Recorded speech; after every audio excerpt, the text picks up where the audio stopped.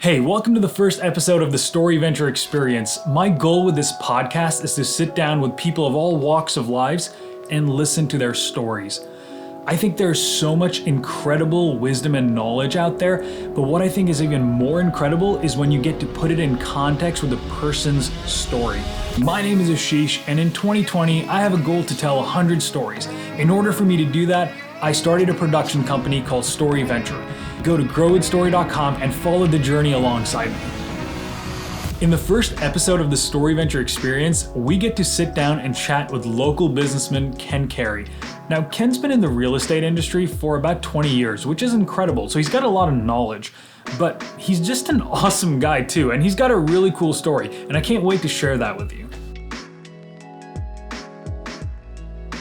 Thanks for coming on here. I'm really excited for this. So I met you a couple of weeks ago, actually the end of 2019. I was saying December. Yeah, and we have a lot of mutual friends, right? And so one of my friends, when he was looking for a house, he just kept talking about the Cary team, and like he wanted to work with you and no one else. So I was like, man, I ought to kind of reach out. And here's what was interesting to me was, in the process of getting into real estate, we had met with a lot of people. And one of the things that my partner and I started thinking of was the people we want to work with, we want them to have the same values as us, because we realize that there's a lot of people in the game who want to get a lot of money out of it, and that's all they care about. And we realized for ourselves that wasn't necessarily the main purpose. And you don't want to take money out of the equation, but at the same time, if that's your only goal, we didn't want to work with people with like that. And so when we met you, I thought, okay, this is something good. And so here's what I want to do. Let's go back to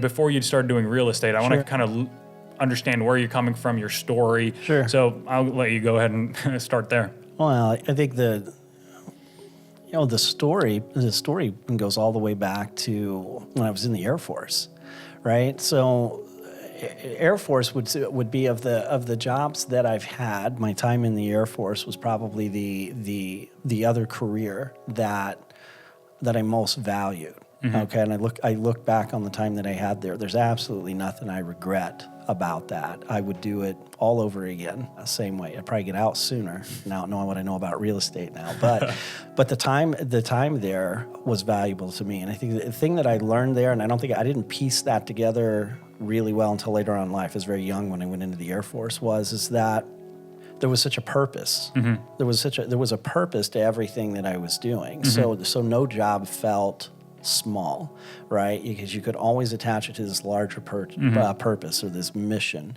So I was a network engineer in the Air Force right at the time when Microsoft had this is going to date me a lot. You can laugh a little bit about this. So like when I got out of school and went to my first duty assignment in Montana, everybody was like ready to do cartwheels because Microsoft was getting ready to release MS-DOS. So they had MS-DOS, and it was getting ready to release Windows. This new thing called Windows. Yeah, you've really dated yourself there. Oh yeah, no, and at that time, the first job that I had, I was a data systems analyst. So this predates me becoming a network engineer. There, I was a data systems analyst, and so we did all this information gathering, which is, by the way, a skill set and a tool that translated nicely into real estate later on in life, right? Mm-hmm. So data systems analyst, and you would go into as a program called Harvard Graphics if you wanted to create a graph at the end of the month, right? Show something on a pie chart or a bar chart and all these other things. And we kick that graph out onto an ink plotter. Okay. Which was literal physical ink plotter. When you went in and typed in, you should have typed it in then before Windows came out. You typed in your print command or whatever in DOS, and it would send it over to an ink plotter. It literally, there's a thing, you go over, grab an arm, grab a color, it come over, and it draw. Wow. Okay, right? Man, I've never seen one of those things. Wow, okay. Yeah, exactly. It was in a museum. You could probably find one there now. And then Windows came out. And when Windows came out, technology evolved very, very quickly. It's like Windows came out, and then pretty soon, Windows 3.1.1, Windows for Workgroups, and everybody to network things together and do all that stuff. And my job had me working in computers and database, things like that. And all of a sudden, you're a young guy in a building full of guys that are now my age. The age I am now, or actually probably younger. I'm older than they were then. But you became the go-to. Everybody's coming to you. Well, hey, Herman Cary, how do you do this, do that? And I'm like, I had figured that out the other day. But, that evolved into the network engineering thing. Everything always had a purpose. And there was always a purpose that, the money that I was making was not great money. Right, well. Right? That had nothing, but it had nothing to do with it. For me, it was service. You were always serving a greater cause than your own. So the money was never the consideration. The money became the consideration for me when I got out of the Air Force, because my counterparts that were doing the same job I was doing there were making 4 times what I was making. Oh, really? Okay. So only regret that I have is that I got out for that reason. Because I got out and I quadrupled my income immediately, and it lost its purpose. Right? Yeah. So I wasn't happy. Yeah. It was no longer that. I'm working, on a salaried position many, many hours a week, way more than the 40 that they tell you. And at the end of the day, you get done with all this work that you've got to do. There's still a pile of work sitting there the next day that needs to be done. And for what? For what? For a stock number, for somebody else's profit, for this or that. It no longer had a purpose, and so I didn't enjoy it. Being a network engineer was a lot of fun for me. I have a very high technical aptitude, so I understand that stuff really well. But the other rub for me is it separated me from people. I was spending all of my time connecting computers and connecting things so that people didn't have to really talk to each other. But at the same time, I really like talking to people. Right. Right? And so for me, it lost an awful lot. And that was probably where my heart started drifting in another direction. At that time, I didn't know it was going to be real estate right away. That became a thing later. But it definitely was something that, maybe if I'd gone back and would have been the guy selling network services to somebody, maybe that would have been a better fit for me. But I just didn't enjoy it. It lost all of its sparkle really, really fast when it lost its purpose. Yeah. That makes sense? Yeah, no, absolutely. Yeah. So it was 8 years in the Air Force. I got out as a network engineer, went to work for a large bank as their IT director, ran all their voice and data for the whole state of Florida. That would make sense. Okay. I was at MacDill Air Force Base in Florida. Okay. I had the best of both worlds when I was in the Air Force. I started in Great Falls, Montana. Okay. And then I moved to MacDill Air Force Base in Tampa, Florida. Okay. All right. One extreme to the other. Oh, yeah, absolutely. Yeah, it was brilliant. I loved it. So, I got out. It didn't take long for me. When I got into that position before that lost its value for me. Right? Okay. I just did not enjoy it. And so in the meantime, I started thinking, moving back to Indiana, was getting tired of being in Florida. I wasn't digging the job. I listed my house, and when I listed my house, this is when the real estate light kind of came on a little bit. Well, it was a spark, it was a flicker. I got the house on the market. I went through the whole listing presentation with the guy that did the listing presentation at the time, and I was looking at the numbers and everything after that. And this was one thought that I had right away was, man, this guy's getting paid a lot of money to do what he does. It's the exact same thought I had when I was buying a house. With no real understanding of where the value in that was, because he was showing me what he was going to be doing for me, and because of the technology background that I had, I'm like, that stuff's kind of easy, right? I mean, there's really nothing. You're not jumping through any, we're not jumping through a big fire ring over 4,000 cars. You're not really pulling off a stunt here that I couldn't do myself. But I went ahead and hired him anyway. Because at that time, I didn't know what I was doing, and I definitely didn't know what I didn't know. So he put the house on the market, and house starts showing right away. A few days later, he calls me. It's like early Saturday morning, and says, "Hey, we got 3 offers for the house." I'm going to date myself again. I'm going to date him more than I am me, because I had email at this time. He says, I'm going to have somebody, I'm going to courier over these offers, right? I think I even asked him then, I'm like, what was a courier? Is that expensive? That sounds costly. So I'm going to courier these offers over, but I got showings all day today, and I'm going to call you this evening, and we'll go through the offers. I was like, great. So the guy shows up in the house, drops off this manila envelope, and inside this manila envelope, he's got 3 offers, the whole packages and everything been sent over. And I got bored. And so I took I took the offers into my bedroom and laid them all out on the bed and started reading through the contracts. Oh. Just start reading them. Oh, wow. Okay. Yeah, exactly. Oh, wow. There you go. Yeah, exactly what everybody always says. Of all the things in real estate that people enjoy doing, that would not have been the one that I would have keyed in on and thought, man, I bet Ken finds that super interesting. But I did. And why I did is because as I started reading through the different contingencies and the financing, and I started really reading into what was going on with the different buyers and what they were bringing. I was fascinated by it. I read every page, every document. Oh, wow, okay. Top to bottom, and started listing out kind of, bullet points, highlights on what they were actually looking for, timing, how that benefits this way or that way. And so, 5 o'clock passes, he calls me at 5:30, he says, I want to go over these offers. And it's great. Before you get into all that, I'm going to tell you I'm probably most intrigued by offer number 2. And he kind of sat, just quiet for a second. He goes, tell me why. And he goes, well, let's make sure we know which ones, 1, 2, and 3. I got so and so and so. I said, yeah, okay, it's this one with this person's last name. We'll call him Smith. Okay. Sure. And he said, okay. He said, that's interesting.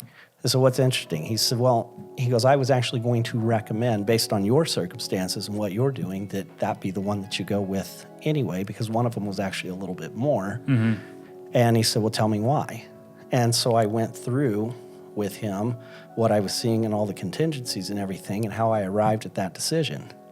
And he kind of chuckled a little bit for a second. And I said, what's funny? He says, you are. He's like, you need to get a real estate license, my friend, funny. Right now. I was like, very flattering. Right. But not the thing that I hadn't even, that wasn't even on my radar at the time. So it was, I don't know, we'll call it 2, maybe 3 years later. I moved back to Indiana. I decided that I didn't want to be a network engineer anymore. Networked in with some folks in Indianapolis, Junior Achievement.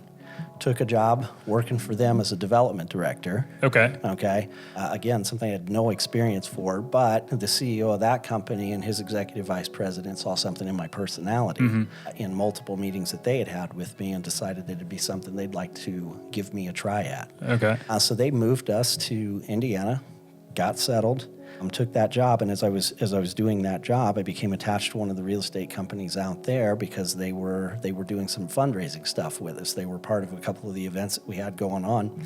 And then the human resources guy from that company penned me down one day and said, hey, you really need to get a real estate license. I'm like, man, dude, you're like the second person that's told me that. You're right. And as he tells me that, I'm playing back in my head and starting to piece things together. The CEO for the holding company that owned the bank that I worked for down in Florida, is a very wealthy man, very smart, had told me one time, I was sitting in his office doing some IT work, right? And he was sitting across from me at this massive desk in this massive office that he had. And he said, Ken, I got you here. He's like, we love you as our network person. He's like, you're just great. You're great with people and everything else. Have you ever considered, though, maybe becoming a lender? I'm like, no. He's like, it's just your personality. And everybody always coming back to that. It's always the personality. You're really good with people. And so I hadn't pieced that together until now this second person's telling me they think I ought to get into real estate. So this was all pre 9/11. Okay. Oh, wow. Okay. Okay. I finally decided, you know what could it hurt to have the license? I had already bought my second home by then, saw the numbers again. I'm like, man, these people are making a lot of money. And for what I felt like on my second go around, I felt like I did a lot more of the work, right? I was doing a lot more learning, and the person that was helping me was very absent from the process. So I felt like I was navigating that myself. And so I went ahead and signed up for real estate school with that company and started going to real estate school at 9. Went to real estate school, got the license, decided I was going to park part-time. I just stick my toe in the water, maybe for some extra money here or there. Planes hit the Twin Towers. As soon as that happened, corporate giving fell out of the philanthropy market. Everybody stopped. I mean, it was within a month, everybody tightened up their budgets. Everybody was watching, global economy was going to crash, right. And so the first thing that everybody takes away then is any of that corporate giving. It became very, very difficult to fundraise at that time. And my bosses were coming to me and saying, hey, we need you to do an awful lot more with less. We need you to go down to 20 hours a week.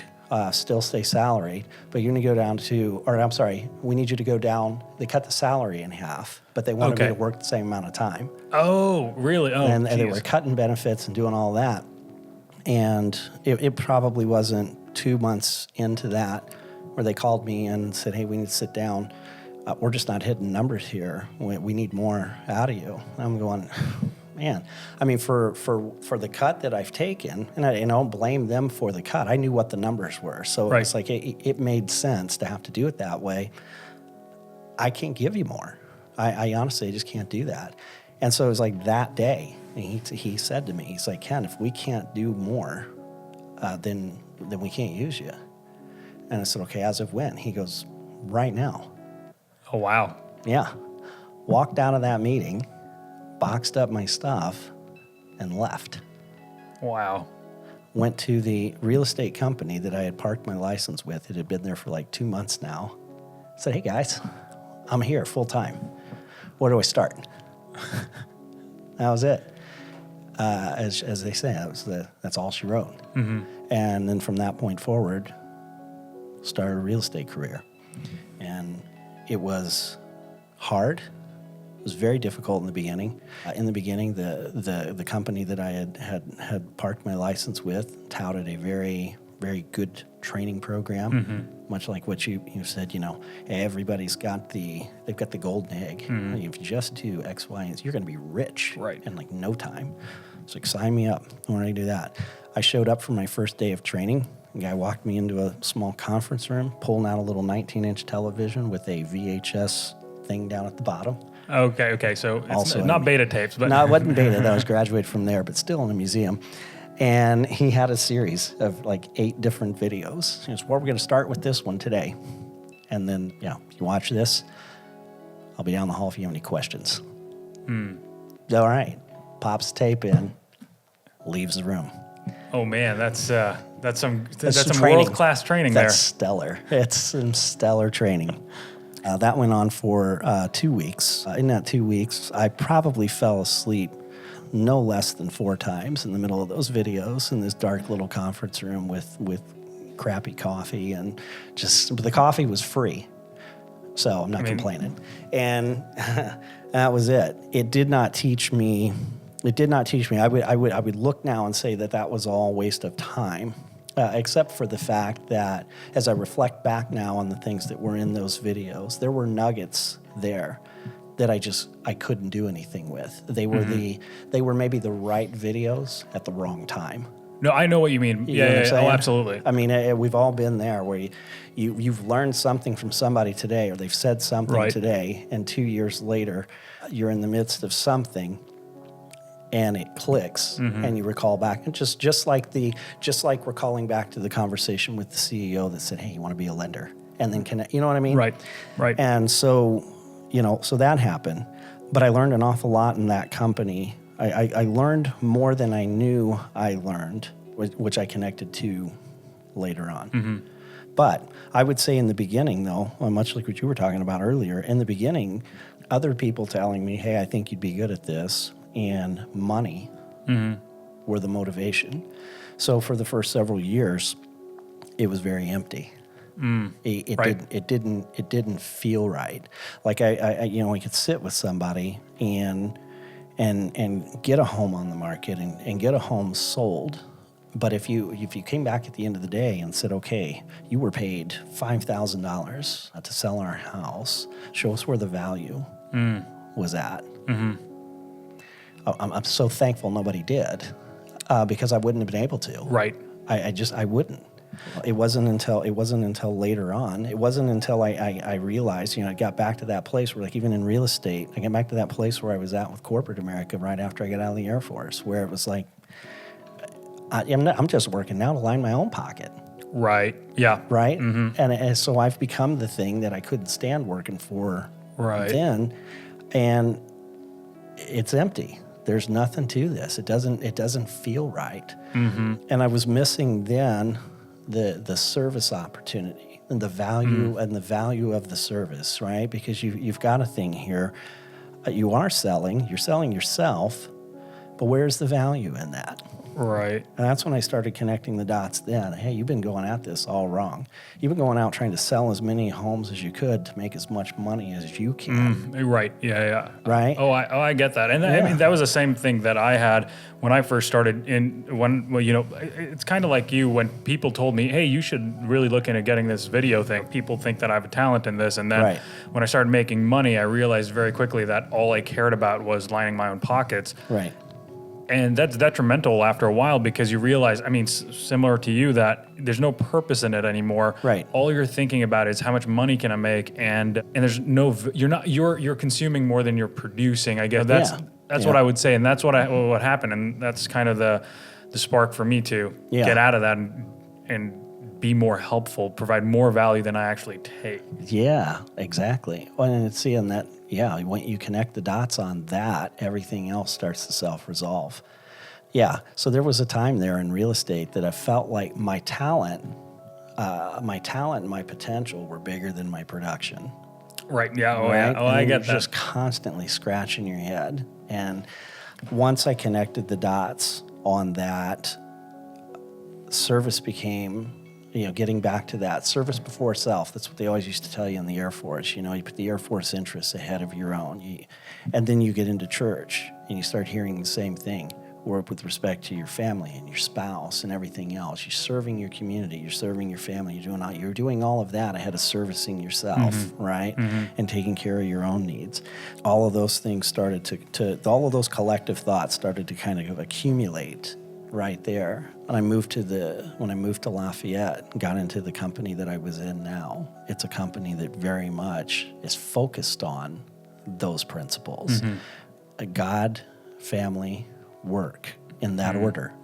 That's the way they are. And it's not just local. It's not the local franchise owner that feels that way by himself. It's all the way to the top. The guy that started the company still feels that way, still runs the company. It's privately held. And then with them, they touted a training program that was pretty phenomenal. And they were right. They had every single tool I needed to get from one place to the next. For me, it was a smorgasbord. It was just like, okay, well, now I got to figure out where to go, what thing to use. All these little trinkets, like what do you grab first, and then how do you use it, So all these things came up. And there was so much wisdom with that company that I'd start hearing all these little nuggets of information in different training programs, and all those little nuggets start connecting back to that, to where I was at before. Always come from contribution, being one of them, right? Don't compare your insides to other people's outsides. Stuff like that, where it was like, yeah, you know what? When somebody said that to me, I was like, that was profound. Right. It wasn't like out of this world concept of any sort, but it just hit. It was just like, yeah, why are you doing that? Right. Yeah, you are. You're always looking at other people's numbers and comparing your numbers to other people's numbers. And then if you do that, you constantly feel like a failure because somebody's always beating you. Right. You get into all these little traps, and then these guys are sitting over here teaching you how to navigate through that. At the same time I hit that company, I hit our current church. It was much the same way. Oh, absolutely. You've got all of that wisdom coming at you from all directions, and it was like, wow. For a while there, I felt subpar. Right. For a while there, I'd walk into either of those two buildings just like, man, I feel like I just stained the walls coming in here. This guy is, where'd he come from? Oh, yeah, yeah. No, absolutely. I know what you mean. It took me a while to connect the dots that everybody in there was equally capable of staining those walls. Right. And pretty soon, it did not take long after that before the mindset shifted. And it became sitting down across from somebody was no longer a question of how do I get this listing so that I can make money, but the real question is how do I help this person get to where they're going? How many different ways can I serve them, right? Right. And so early on in real estate, if you'd have sat down and said, hey, Ken, what's your value proposition? What are you bringing to the table here? I'd have put 80% of my eggs in the marketing basket and been like, yeah, okay, our marketing plan is going to account for everything. It's a trap. Actually, if you do that, and that's where you're saying all your value's at, you're grabbing onto every little shiny thing here or there, trying every new thing and promising people, hey, this thing's probably going to work. This is going to be the next thing's going to get it sold for you, and never able to deliver on that, right? I would tell you today, 20% of the value proposition for the person that you're talking to when they go to list their house is going to be that marketing plan, because marketing is not hard. It's not. Right. It's not rocket science. 20 years ago, we didn't have the exposure to the market that we have now with a home. Absolutely. Okay? Yep. So, if you were an agent 20 years ago who put all their stock in their marketing plan, you're probably not in the business anymore, right? It became so much bigger than that. For us, 70% of what we do with people happens before the house ever hits the market. And it's knowing. It's being able to sit down and talk to them. I just left a meeting with a couple today who are a good, anybody else probably would have told them, hey, spend a week, tidy up, do this, that, or the other thing. We'll get you on the market next week and we'll sell your house. My advice to them was very different than that. It was spend the next 2 months doing X, Y, and Z. I'll be able to take your number from here to here. And since we're speaking into a microphone, from a very much lower number to a very much higher number, right? If you'll invest the time, the sweat equity, everything else, and here's the evidence, and showed them why that's going to work, and went through. We spent almost 2 hours together. Right. I don't get paid for that. Right. They don't give me a check on the way out the door, nor do I want one. Yeah. I want to deliver that higher result. I want to get them as much as I can for them, not for me. That investment of time, experience, knowledge, and everything else into the other person, being able to deliver that tool to them, when they get done doing all of those things and the house is ready to go on the market, I always hear the same thing. We'll say the same thing from 90% of the people. It's the 90% that actually do what we advise them to do, right? That actually spend the time and actually do it.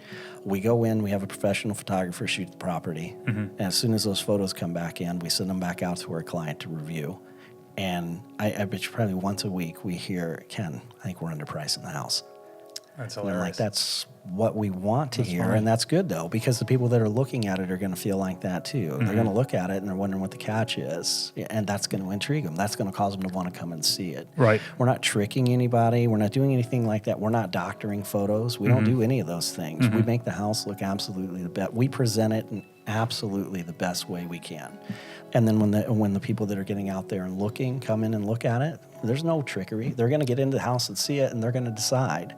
My job's to get them in. Right. That's what you're paying me to do. Right. Okay. For that part of what we're doing. The other thing that you are paying for is the advice, the expertise, the market knowledge, the guidance, moving out of this home into the next home. How do we position our finances? Should we put more down? Should we put less down? What type of loan should we be looking at here or there? What resources should we, right? You kind of see where real estate agent Ken, 2 years into the business is pretty far detached from real estate agent Ken 20 years in the business. Okay, those two people sat down together and were both asked to present a value position. Real estate agent Ken 20 years later would destroy. In probably 15 seconds, there'd be no conversation left. Shallow. There's no depth to it. It has become for me a how do we serve the other person. And if we are able to set aside our own interests, serve their interests as best as we possibly can, we never need to worry about our money. Right. It self-resolves. Right. It self-resolves. Absolutely. And by the way, when that light came on, and I was able actually to take it from the light to inception, to actually put it into play, our money changed a lot. Right. Naturally, organically. Right. Yeah. You're chasing after purpose and value rather than money. And yeah, Right. no, absolutely. And that kind of it resolves itself. Yeah. Right. Well, and it's what I figured out with people is that, if I'm sitting across from you and we're having a conversation about selling your house, you're interested in protecting your money. Oh, absolutely. If I'm equally interested in protecting your money, you'll protect mine. Right.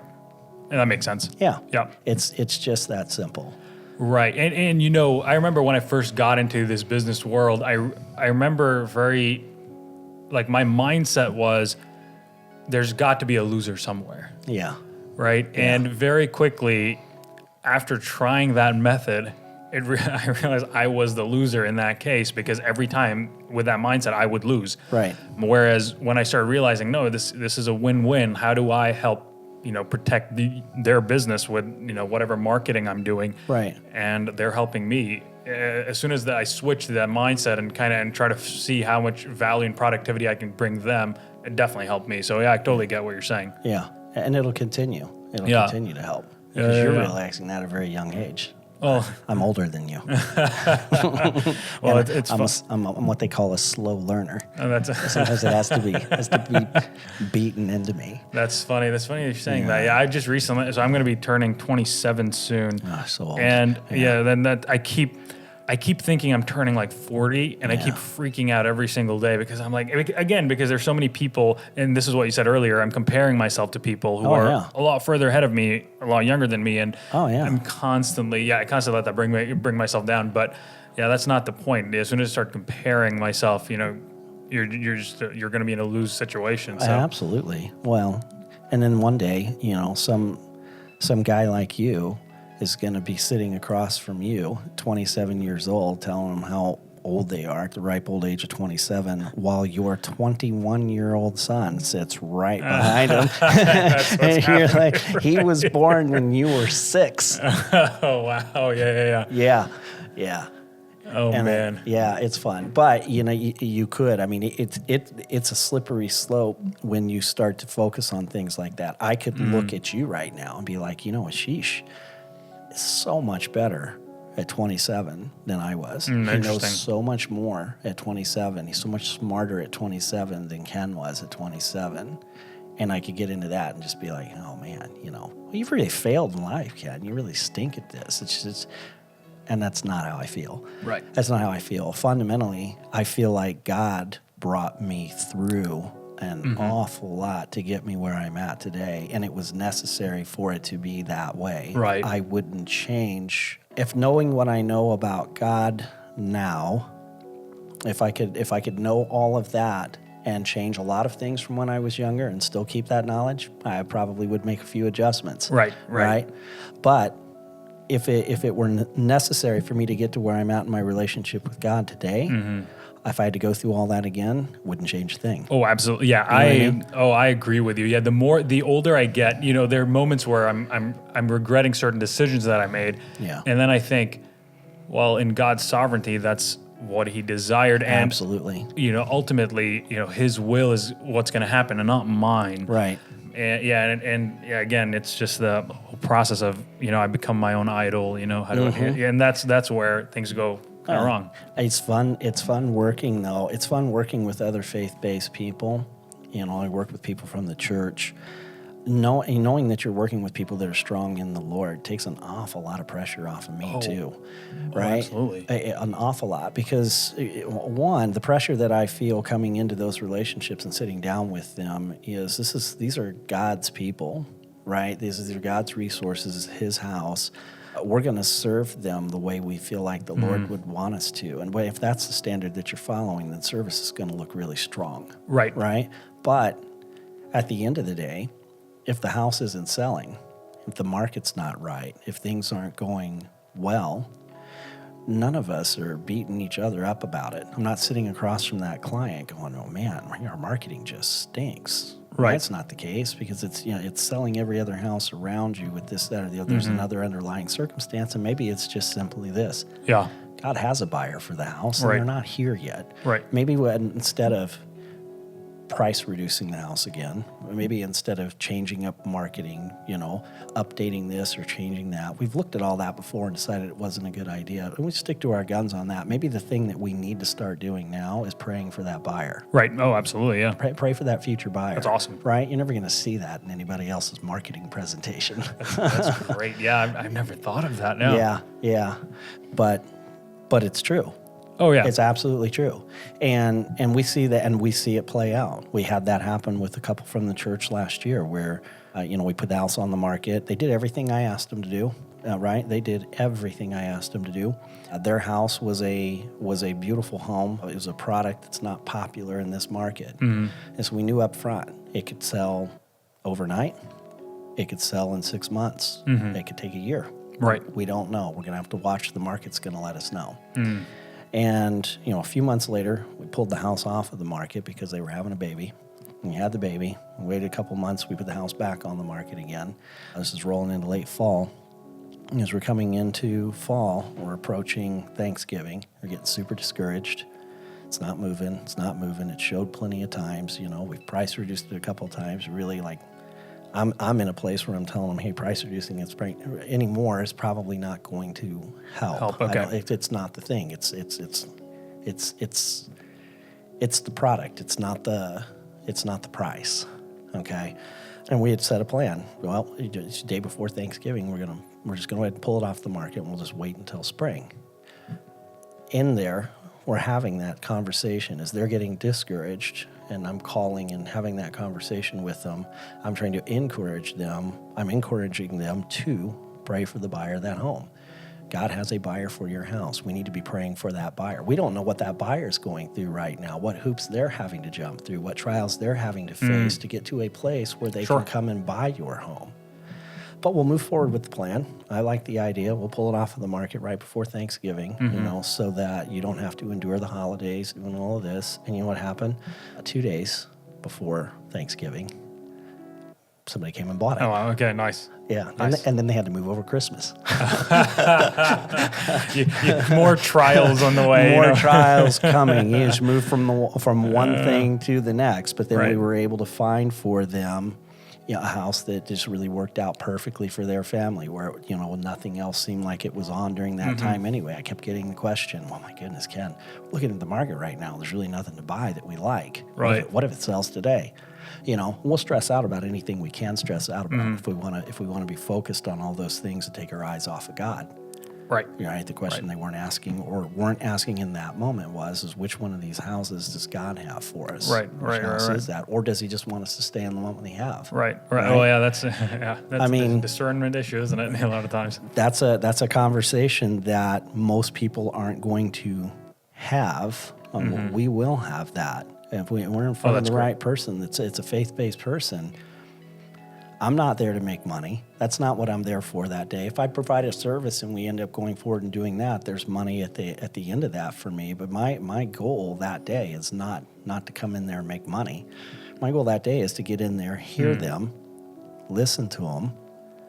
If they're faith-based people, we connect this back with our faith. What's God's purpose and whether we're going to be doing this or not. And then, I've got a great plan here that works to sell homes, but at the end of the day, we're all following God's plan. Right. And we don't necessarily know what that looks like yet. We can assume we do. Sure. But he's got a sense of humor, especially when it comes to me. He likes throwing me curveballs just to watch me swing and whiff at them, But I don't know. It's fun, but it's all purpose now. Right. Yeah, that's great. Yeah. One of the things earlier you said, working with people, especially within the church, and especially when they're faith-based. Just last weekend we were shooting a scene in a hospital. And so for the church is shooting a film, and I think Gabe was there in one of the scenes. Yeah. You were there for the scenes, yeah. And one of the things I was telling Jeremy, the guy who's directing it, at the end of the night was, it's incredible we were able to wrangle so many people. And I mean, these are people from all walks of life. I saw people who were, extremely wealthy there, and people who had no money, right? Isn't that great? And we had surgeons helping out, nurses helping out. And at the end of the night, I told Jeremy, it's amazing that we were able to wrangle so many people from all walks of life, and no one had an ego flare up. Right. No one thought they were better than someone else. Right. And it really did change the whole atmosphere of shooting. It made everything go seamlessly. We were shooting surgeons who were actual surgeons, Right. performing fake surgeries, and it was absolutely incredible. So yeah, I mean, just attesting to that, it's really incredible when you get to work with people who share the same values and beliefs. Yeah, it's absolutely incredible, and I totally agree with you with the whole, moving forward to the purpose instead of, just trying to make as much money as possible. Yeah, a purpose other than your own. Oh, absolutely. And I think something you said there really hit me was this idea of, you may not need to move out of your house. Right. And that's where, I've noticed that, for example, one of my buddies, he backed into one of our cars, and so there's this permanent dent there, and it was all fine. He was very nice. He fixed as much as he possibly could. And what's very interesting is we were, I'm driving down the road and I'm seeing these really nice cars around me, right? Mm-hmm. And I'm constantly thinking, well, maybe I can get a nicer car. Right. Like this car works perfectly fine, right? Mm-hmm. And I could probably, change out the body, order a part and change it out. And at that point, I'm realizing like, if I wasn't around people who had discernment, mm-hmm. I would probably change that car out, even though I didn't need to. Mm. Does that, and so I realized that at that point, it was like, I'm so glad I can constantly be around people who are much older than me, have different walks of life, who've gone through experiences before, and, are discerning people, because I can really gain from that wisdom. Right. Because, even with like selling a house, man, you need a lot of discernment. For some reason, it seems like I seem to have more discernment when it comes to changing smaller things than like things that are really expensive. Like, if it came to changing a house, I'd probably make that decision much faster than what phone I want to get. It's weird how that works. So it's kind of awesome that you kind of provide that, helping with that discerning. It's funny. It's because, with stuff like that, I had now you've said that and you've triggered an old memory for me, which is a fun one. Two things that I attach to this. When I worked for Junior Achievement as a development director, we had, I think 80% of what the company brought in came from individual giving, mm-hmm. Right? The other 20% came from corporate campaigns and funding. And one of the things that they had taught me then, or the executive vice president asked me, sometime in the first week or two, he sat down and he's like, hey, so 80% of this comes from here. We want to kind of increase that. We're going to go back after those folks. Ken, do you know what a millionaire looks like? I was like, what do you mean? It's like, what do they drive? And like, if you walked out, we were in Indianapolis, if you walked out and you walked around here a few blocks, could you spot a millionaire? I'm like, well, I'm sure I could. It's going to be the shoes, the car, the coat, everything out there, right? And he said, no.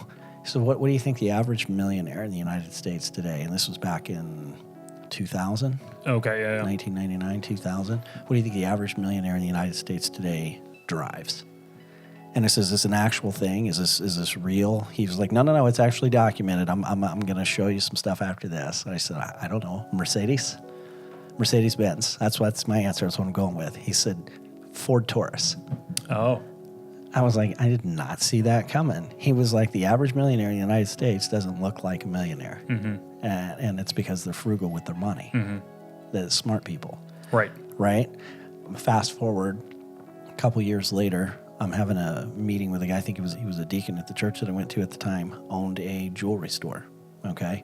And he had invited me out for lunch. I met him in his jewelry store, right? In my head already, again, my little pea brain, this guy sells diamonds. This guy is rich. Got to be rich, right? So I pull up and I go into his store, and he comes back out. He's like, we can take my car. And I turn around, and he's driving, and it had to be probably a 10-year-old Toyota Camry. Yeah. And so I was just curious, you sell diamonds, you do all of this and that. If you ever been tempted to, I didn't say it mean, I didn't slam on his car, but I really kind of did. Like, why are you driving this 10-year-old Toyota Camry? You can clearly afford a Benz. And he told me, he was like, Ken, he's like, at your age, that's probably important to you. It's like, but even if you get to my age and you've actually got the money, he's like, I'm still trying to figure out how to keep it. And I'm not going to keep it buying the Benz. Right. He's like, that Camry runs just fine. Mm-hmm. It's like, wow, what a great lesson. Absolutely. Yeah. Oh, yeah. I still don't know if I connected the dots. I'd still really like to have a Benz. Oh, You know what I mean? Yeah. I haven't quit wanting, I haven't quit desiring that. That's so fun. You know, that's the same thing with me. Like, I'm like, I know what is right. You know, and Right. I've said all these things, and yet I've put in 2 pre-orders for a Tesla Cybertruck. 2, one for me and one for you. Well, no, one was just an accident. Because I when it came out, like literally the minute it came out, I was like, it doesn't hurt to put a pre-order. It's like $100, right? Yeah. So I went ahead and put a pre-order, and then something happened with the browser because a lot of people were probably getting it. Yeah. And so I went back and put it again, and then all of a sudden I got 2 emails saying, "Oh, you got 2 pre-orders." So if I don't know if Tesla allows you to give them away, but that's So you've got a Cybertruck on order? Well, Is that what I heard? How much is this interview costing me? Not really. I think it's not like me putting a pre-order for like a Mercedes or BMW from like a dealership. It's just like it's like me pre-ordering an iPhone. It doesn't cost much, and there's no commitment to it. So to be honest, I'm trying to give them away. Yeah, I think you could probably do a raffle. If you sat down long enough, as smart as you are, I know I could talk myself into this. I could come up with a way today to go, hey, it's probably going to be the right move to get the Cybertruck because long term. Oh yeah. Right, maintenance. Absolutely. The lack of maintenance, the energy, the everything else I can afford. Right. Because if let's lay this out. If I have that Cybertruck for 20 years, I'm probably going to go through 5, my track record, 5 regular cars in 20 years with the maintenance and everything else that I'm going to have done to that, the oil changes, you don't have all those things associated. I'm sure by the time I added up that cost, the Cybertruck probably makes more sense. It'd probably be better if I bought it sooner than later. Right. No, and I've thought through the numbers and everything, and I've justified it so many times, right? Yeah. Yeah. I think one of my major concerns is, again, Drew Burton, he will kill me because he hates Tesla electric vehicles. Yeah, he hates anyone with a Tesla for some reason. So if I get one, he'd probably ram into my car. I don't know. I have no idea. I'd want to get one just to irritate him, and then see if he wanted to race his Chevy with it. But again, there's the child in me. Right. Okay, so something you mentioned, and I want to kind of focus on that. When did you start your business? Your current real estate business. When did you start that? 2001. So when you're saying business, you're talking about the Cary team. Yes. Yeah. Yeah. So I operate with Keller Williams, and then I just have my team built under that umbrella. Okay. So I'm going to pause you there real quick. Yeah. So I think this is possibly one of the biggest areas of confusion, especially when I was buying this house. Everyone has Keller Williams in front of their real estate business. Realty, is that what it's called? I don't even know what it's Keller Williams Realty. Realty, okay. Yeah, Realty. Everyone seems to have that. So explain to me, what is Keller Williams? So when you get a broker's license, when you go to school and you get a broker's license, you can't right away. You're not going to go out and just create your own brokerage. Not if you're smart. If you're smart, you want to learn how to do this before you create it, right? And so you've got a series of companies out there that are looking for agents. They want to hang under their umbrella, right? Keller Williams, Remax, Coldwell Banker, right? In this town, we've got Weichert, Rayco, FC Tucker. There's a whole list of people that are out there that you can park your license with, and you can operate out of that company. And the benefit in doing that is that you don't have the management oversight staff and your errors and omissions insurance and all of the things that come along with that. Somebody else is doing that, and they're taking from you portions of your commission to cover that. So when you get into real estate, you look at these different companies, you evaluate their business model, right? And then you evaluate what you're going to be paying into them in order to be able to be a part of that company, and then you make your choice. For mine, it was a values question before it was anything else.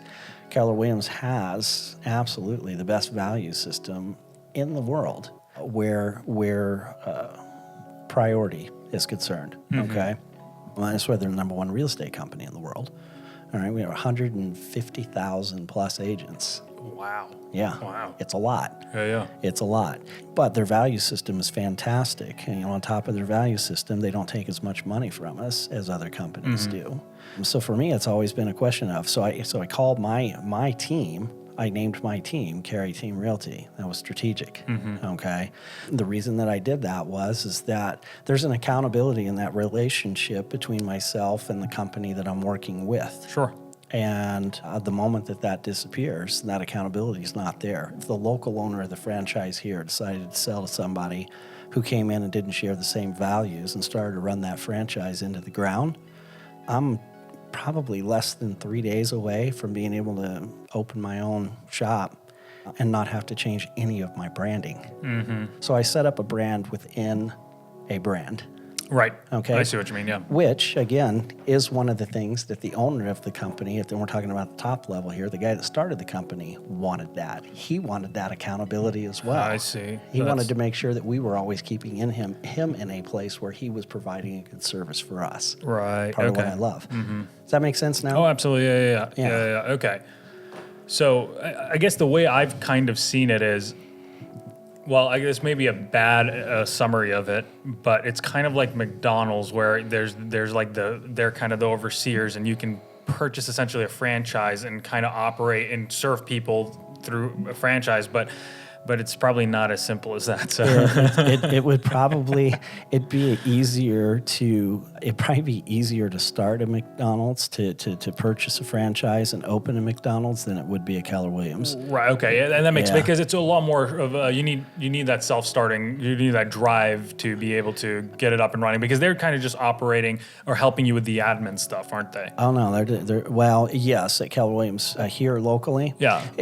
There's quite a bit more to it than that, but yeah, administratively, there's a lot to provide. There's a lot that they do for us. There's a lot that they do for us there. As far as the franchise goes, it takes a lot more than a drive. The Keller Williams model and the way they set their franchises up, the requirements that you need to meet in order to be able to get a franchise open are incredibly stringent. Okay. They don't want a franchise opened and then closing. They don't want that to happen. That's why you don't see, like in this market, where there are 3 Keller Williams offices in town here. Okay. Here on the east side, there's a commercial office downtown, and then there's a west side office. We own all 3 of them. It's the same owner. For the three locations. It's all the same franchise with 2 branch offices. Okay. Yeah. I see what you mean. So, yeah. I get it. So they're very particular, and I like that. I like the accountability. I like that I feel like the person who's serving us from the top has a very high standard set for himself, right? And you don't feel like you're working for somebody who your standards are set higher. Right. You know what I mean? Right. Okay. That makes sense. Okay. Yeah. Did I answer your question? No, absolutely. Okay. Absolutely. And that was real helpful, because I think that's one of the things when I first started looking at realtors, I just saw Keller Williams everywhere, and it was, and not gonna lie, it is very confusing, the process of finding an agent. It is one of the most confusing things, because there's so many, and to be honest, it is one of the only things that I kind of depended on, like word of mouth marketing. Right. Just because you go to Zillow and you see a bunch of people in the contact box, and again, they all look the same, nothing stands out. And then you go to you Google search for something, and you come across Keller Williams, and you're finding an agent there, and it just seems very it's not personal. It's not personal at all. So again, I kind of went with whatever was on the top of my mind, and and that's kind of how we ended up purchasing the house. And again, one of the things that, and like you said earlier, when I first was looking at the house, and again, I'm a very analytical guy. I love getting into the details. I'm the kind of person who will read a contract, know, and so when I was looking at the details, I thought, I know the value I provide when I do work for someone, and it needs to be worth the money that they're paying me. Right. When I looked at the contract and everything that they were doing, I thought to myself, wow, they're taking an awful lot of money for what they're doing. I at that moment, I felt like maybe I should get my real estate license, right? Right. It's one of those things where it could seem like it's probably easy to do, but when you get into the weeds of it, it's probably not. And that's the danger, because I want to learn how to do everything, but well, it's not hard to learn. Sure. It's not hard to learn at all. There's a very high fail rate for people that get in and decide they want to do this and then get back out. I mean, it's like, I don't know, I think 80%. And that's the experience we had too. It's big. Yeah. The person who sold us our house isn't doing that anymore. So yeah. Well, I can tell you the difference between the 20% and the 80%. Summarize it very easily. It's success in real estate is simple. It's just not easy.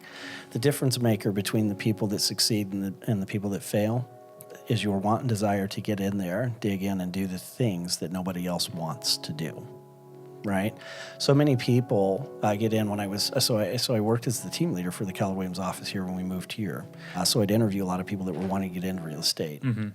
And going back to something we said earlier, I never meet somebody for the first time, finds out I'm a real estate agent, and then that doesn't automatically spark a conversation, right? Everybody's interested in it.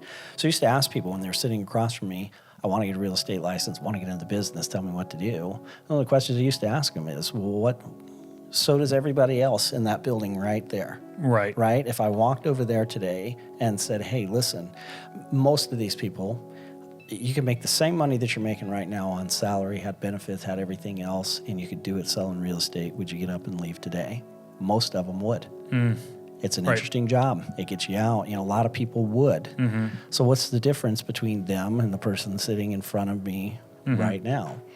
The difference is in real estate, you don't get a license, come in and work for a company, sit down, and then somebody comes in and dumps buckets of leads in your lap, says, here's all these people that need help finding homes. Go help them and just make a bunch of money. Right. That's not how that works. Yeah. How that works is if you're getting into real estate, if you want to start a real estate business, you're not really starting a real estate business initially. You are starting a lead generation business. Right. That's the business you're starting. Yeah. You've got to learn how to get out, meet people, communicate with those people effectively, get into a place where you can earn enough trust to be able to work with those people before you ever get to show your first home or list your first home. Your lead generation business and how well you do or don't do at that is going to determine whether or not you get to sell real estate. Right. Yeah. That disconnect right there eliminates 80% of the people that want to get in. Because then some of them will come in gung-ho, yeah, you know what, Ken, we're going to do that for about 2 weeks. And then at the end of that 2 weeks, it fails. Or you get a lot of people that'll come in and they will begin to do the lead generation. They get their, they get through their sphere of influence and all the people that want to help them, right? And then they have a great, stellar first year. Well, usually what's happened by the end of that first year is that they stopped lead generating because they're getting all the help, right? And they stopped going to training because they feel like they didn't need training anymore. They're already succeeding. Goodness, I mean, all this There's money this in false my first perception year. of And their sophomore year in the business, they tank and they're out. Or they're trying to recover it. They never get the lead generation business off of the ground, and every other year it's like starting over again. Right. Oh yeah, I know the process because I've gone through that where I get a bunch of clients and then I'm just working for them and then I've not really concentrated on the sales part of it. Well, that's where the team came into play for me. That was that. I had the same cycle. I got very successful. And numbers would shoot way up. And then I'd stop focusing. And it's not because I didn't want to do it. I just didn't have time. Now I'm so busy working all the business that I've got myself. It's a self-resolving issue. It's like, I'm so busy right now, I just couldn't possibly do more. Well, that's fine. Just keep taking care of the stuff that you created. As soon as you're done with that, you're going to be back down again. I understand that process. And that was a leverage thing. That was a thing that I learned through Keller Williams, success through others. It was the thing that caused me to want to go out and hire people because on paper, looking at it up front, it didn't make sense right away. It was like, why? I just got myself to this income level. Now I'm going to have to reduce that by 40 to 50%. In order to be able to grow to the next place. I'll tell you what, now having done that, so worth it. Oh, absolutely. Worth it. Oh, I bet. It's so much fun succeeding with other people, watching them succeed and growing together that way. So much better. And what that's allowed us to do is leverage the one thing that most of the people that talk to us are wanting, which is me. I don't mean that doesn't sound big. It's they're looking for the experience. When they call and talk to our team, they want to hear what it is, what's my opinion of this? What do you think we should do and all that? If I'm doing all of the other things after that meeting, if I'm coordinating all the administrative stuff, if I'm taking care of all of those things, I don't have time for another meeting. Right. And then what happens is if we got 10 other people waiting in the wings that are looking for that same thing, I can't do that. And that's been my thought process. Is earlier this year, I released a video about me starting a production company for this exact reason. The point of that was, one, accountability, and two, to figure out, because a production company requires other people besides myself. Right. And so that's the goal, is to start working with other people, because again, I may think I'm good at everything, but the reality is I'm not. That's right. Right. I can if I can focus on the things that I'm good at and offload and delegate, someone else who's good at their job, whether it's cinematography, editing, whatever, marketing. If I can do that, I want to give it to them, because they're going to thrive in that. So that's the goal. Now I need to get there. Okay. So something you said, and something, we've just been talking about it, when someone is looking for a realtor, right? Say I'm looking to sell my house, right? And I need to partner with someone to sell my house. Yep. What are the steps I need to take? Okay. Well, first, usually, especially in this town, everybody knows somebody. Okay. I like word of mouth better than anything else. Okay. And here's why. This is something you mentioned earlier. When you went out and you started looking for folks, you go out on Zillow and you say, well, there's 4 or 5 people on this side of the page. All 4 or 5 of those people are paying to be there. That's it. They're paying to be there because they want that. They want the lead. They're buying leads. Right. I'm old school in this business. I have a real issue with that. They're trying to buy business that they didn't earn. Okay.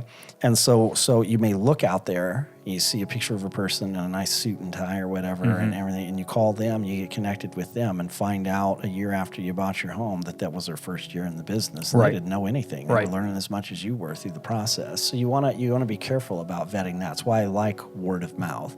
Word of mouth fleshes out a lot of those sorts of things. We know Ken's been doing this for a good number of years. They sold that house, that house, that house, that house, right? You don't get to do that many times if you're not doing well at it. Word of mouth. If word of mouth is not there, if you're in the area, you're introverted, if you're the kind of person that doesn't get out and naturally meet people here or there, don't feel comfortable asking that question, then I think what you want to start doing there is you do want to get on the internet, but you've got to look beyond the ad. Right. You've got to look beyond the ad. And beyond the ad means maybe that is how you choose to call somebody, okay? If you're going to do it that way, call more than one. Right. Okay, call 3 or 4. Call 3 or 4. And in that conversation, you need to be asking, what am I getting for my money? Okay? Because an inexperienced person that's just bought their lead on Zillow, right, and landed at the same table that I'm sitting at now, came in just ahead of me, that was asked, what are you going to do for your money? The conversation that you're getting ready to have with me is going to sound very, very different than the one that you're having with them. Right. Anybody discerning is going to sort through facts, and if they're sorting through facts, begin to challenge some of them. If you're sitting there and your little meter's going off, this is okay. This person's talking a really good game. This all sounds really good. Then ask for the evidence. Okay, it's just out of curiosity. How many homes did you sell last year? Oh, 4.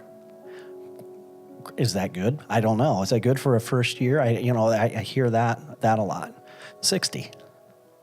Well, that is good, especially if you're comparing it to 4 back before there. Why 60? There's so much more. I say sit down in an interview with an agent and thrive in curiosity. The easiest way to derail a inexperienced agent is to take control of the meeting. It really is. If you're the one that's asking all of the questions and they're not able to pull that back in, you're talking to the wrong person. I like that. Okay. Okay. Oh. Yeah. And I know, and as I say that, if somebody's hearing this, I could be the person that they're doing that to. Please do. Right. Please do. Right. Because that, for me, it's going to flesh out that, hey, this is this is probably a good choice. Yeah. And I genuinely, I say this with all from my heart, hope that is a difficult decision for them. I hope that the other two people that bear the same brand that I do made that a challenge, made that decision. Like, gosh, man, we got 3 really strong people here to choose from. I really do want that because I want this industry to continue to thrive. Right. Right? But I think if you thrive in curiosity long enough, you'll flesh out the weak from the strong. Yeah. Okay. Or the self-serving from the, you know what I'm saying? Right. So as far as say, okay, let's take this case study further. I'm selling my house. Yeah. What are things I can do to make the process a lot smoother? The best thing you can do to make the process smoother if you're going to sell your house is don't wait until you feel like you have your house ready to sell to call me. Call me when you're thinking about it. Call me before you start making the decisions to say, hey, we're going to get ready to sell a house. We should probably go ahead and declutter. We should probably go ahead and update a little bit, do this, that, or the other thing, right? Spend 2 months doing that, and then pick up the phone, call me, and say, hey, come over, we're going to get a look at the value and everything else. Tell us what you think we ought to do, right? And then I come in and go, oh, well, I think you should probably take care of this. Well, we've already done this. Yeah, but that didn't help. I want to be involved at the beginning. Very beginning, infancy phases. If you want to make the process smooth, take all the guesswork out of everything. Right. Remove all assumptions. Remove everything you think you know because you've watched television, okay? Or you had a different experience in the last market or this or that. Call me. Let me come in. Sit down, and we're going to work through that together. Because, by the way, I never ask anybody to do anything in their house that we can't sit down and make sense of what I'm saying together. Right? Sure. Never ask anybody to just trust what I'm saying. You're usually able to sit and show them the evidence why I think that's going to benefit them. Start at the beginning. That's going to ensure a smooth process. The other thing that's going to ensure a smooth process is don't be dug in on anything. Never be in a place where you're just ready to draw a hard line in the sand. Right. And I hear that all the time. Well, if we get an offer on the house, if it's less than this, we're not doing anything on the inspection. Why don't we wait and see how you feel about that in a month, right? Why don't we wait? You don't know that when that comes in that you haven't fallen in love with another house already, or your wife has, right? And then you're gonna draw that line then, and never draw a line in the sand. Always be pliable. Always be ready to go. The most pliable people get the furthest in these transactions. The people that do the best in the transactions are not the ones that draw the lines. They're the ones that work the best with the other party, right? That makes sense. Yeah. And then look for, and make sure whoever you're hiring is interested in a win-win. Always. It's got to be a win for you first. It can be a win for them after that.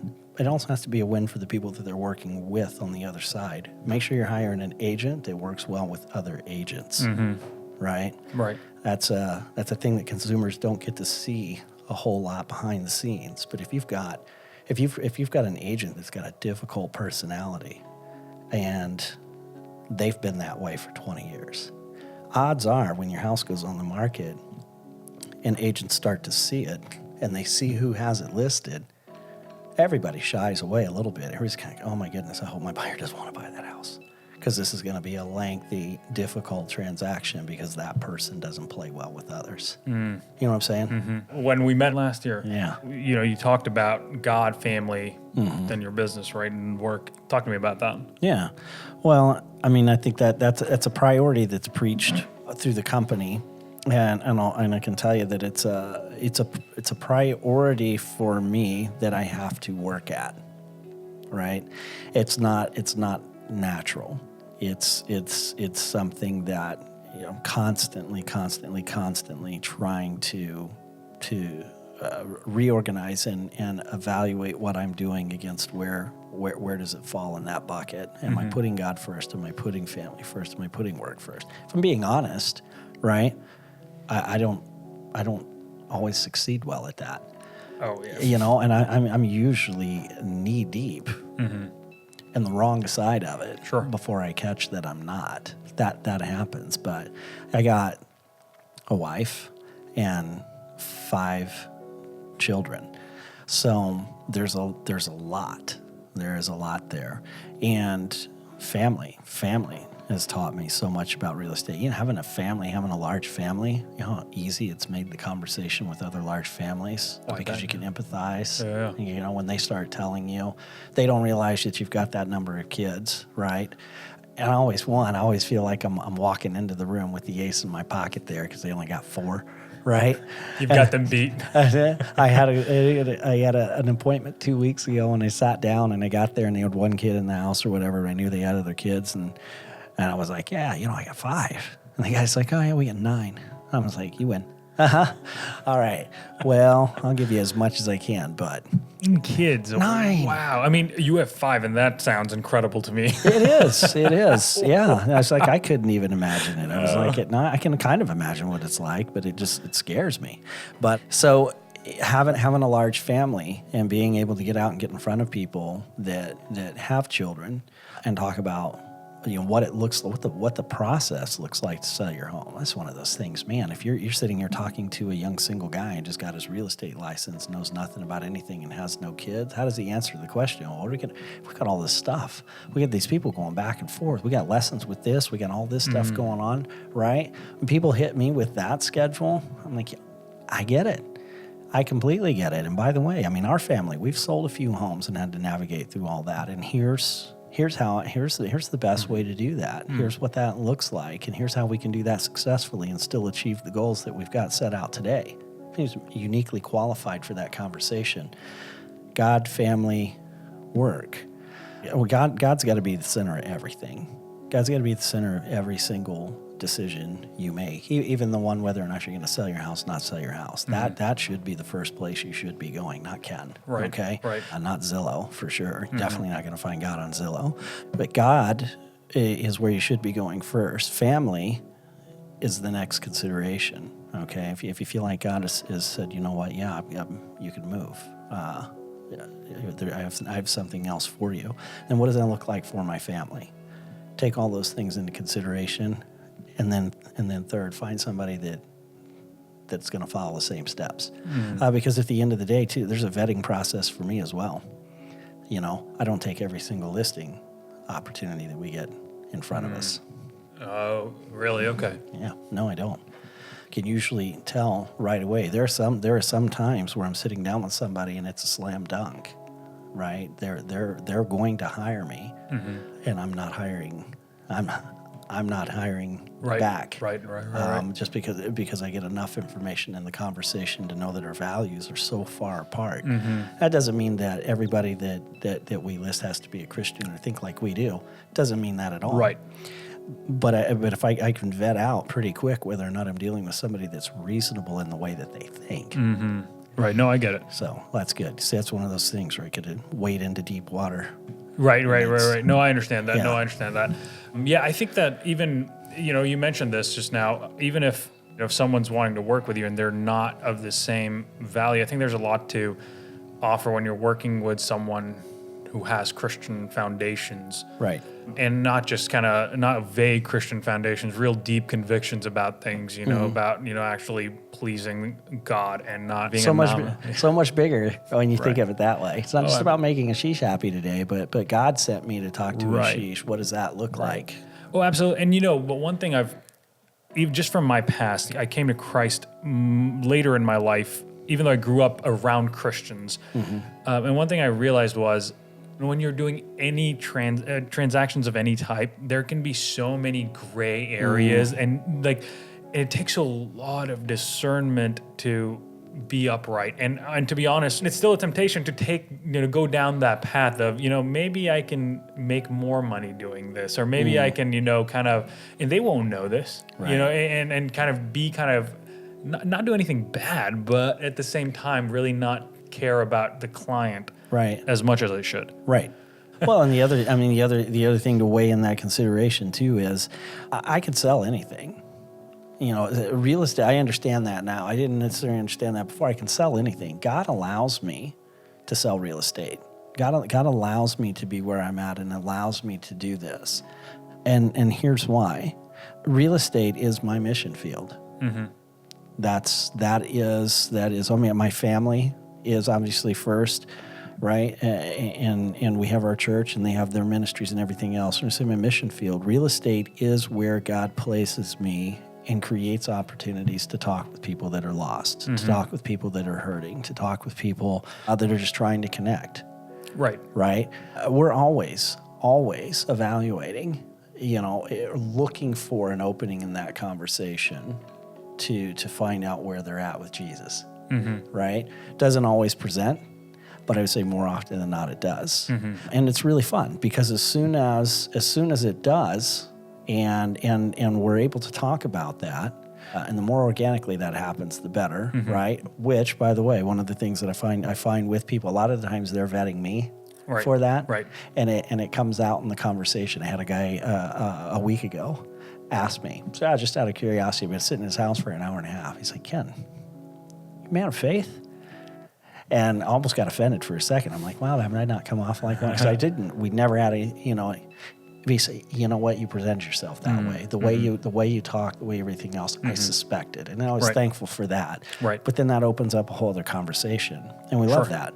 So that is God allows us to do this for this purpose. I fundamentally believe that if I stopped looking at this like a mission field, if I stopped looking for opportunities that God was creating for us in this business, the business goes away. Oh, absolutely. Has nothing to do with the real estate market, has nothing to do with politics, has nothing to do with any of that. If I stop looking at it that way, the business goes away. Right.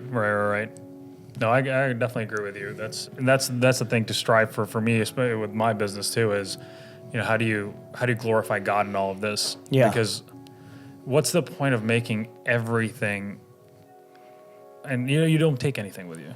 Right. And I mean, this past week, I'm not a big fan of basketball, but just with Kobe Bryant dying, it's affected everyone. And just the reality is, he made a lot of money. He did a lot of amazing things. Right. And now he doesn't have any of that. Right.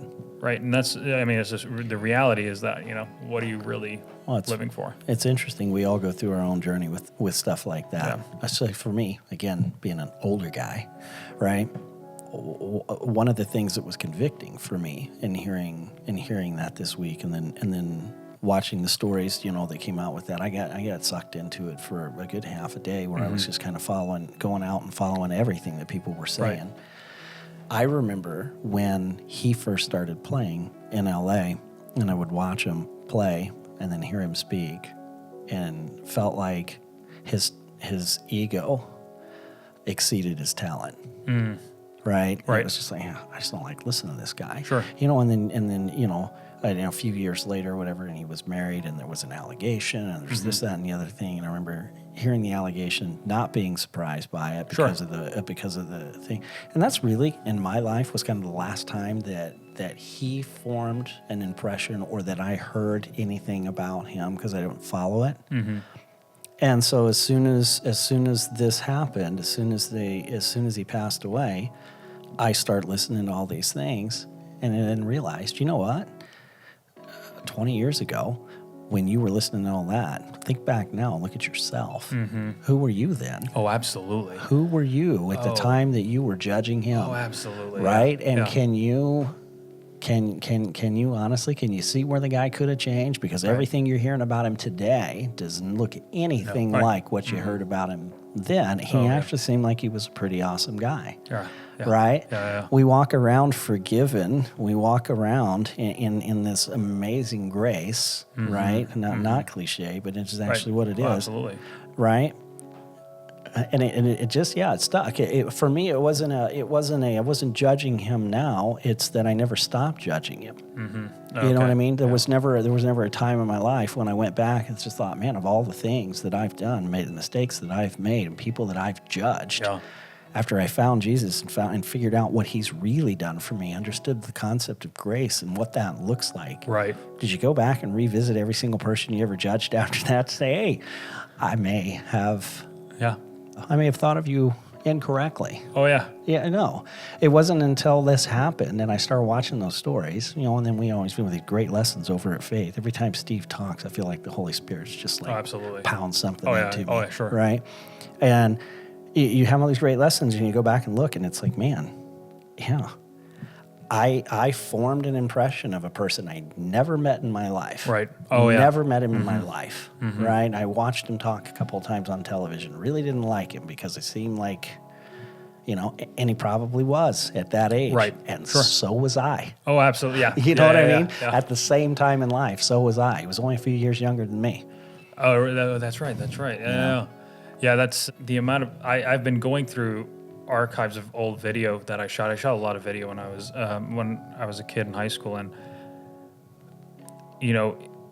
if nothing, it showed me how depraved I was, right? And I, to be honest, ever since then, every day I look back, I'm like, man, I'm so depraved, and it's like, I'm going to probably tomorrow going to think the same thing about today, Right. And so it's just the reality is that we need Jesus every second. Oh, exactly. Yeah, glad that we're saved. Glad that Jesus intervened, and really, we look at that in past tense, right? Jesus intervened on the cross. Jesus is intervening every day. Oh, absolutely. Every single day. Oh, absolutely. And that's the really cool part about that.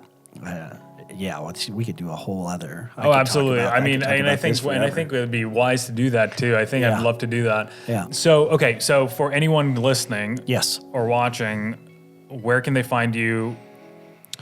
Yeah, www.caryteamrealty.com, and that is spelled CARYREALTY. I skipped team. Let's try that again. CARYTEAMREALTY.com. There we go. And now I want to change it. I want to get smarter. Can we shorten it up? It shouldn't be too hard. CaryTeamRealty.com. Yeah, Cary Team Realty, or they can call 765-714-0366. Awesome. And you are also accessible on social media? Social media on Facebook. Gabe, what's my Facebook profile thing? I don't know. I'm on social media for informational purposes. Say it again really loud with your big outside voice. Cary Team Realty, Realtors with Keller Williams. You got to type all that in to find That's me your on Facebook page? It's just type in Cary Team Realty on Facebook. I'll probably link all this below so that... I think that's going to be better so I can find my own page. We're on Instagram somewhere too. And if you ask me how that looks right now, you're going to get the same blank stare. I'll be honest. Again, back to leverage. I don't do any of that myself. Sure, I certainly provide some of the content and the things that we want to have back out there informationally, but I've got other folks that do it. And the one that's supposed to be best at it and smartest at it is sitting right behind you right there is giving me more blank looks than I'm giving you. One thing I forgot to do is have you introduce yourself. Who are you? So let's act like this is the beginning of the podcast. Yeah. Well, like we've never met before. Absolutely. Yeah. So my name is Ken Cary. I am a real estate agent with Keller Williams here in Lafayette, Indiana. 20 years of experience. I'm just glad to be sitting here talking to you today, Ashish. Oh, that's awesome. Well, I'm ready. I'm glad that you're able to come here and glad to get this started. Yes. Let's do it. I want to thank you for checking out the first episode of the Storyventure experience. I'm really excited to sit down with more people. If you think you have a cool story to tell and want to be on the podcast, go to growwithstory.com/podcast and fill out your contact information. I am really excited to talk to more people, tell more incredible stories. So let's keep this going.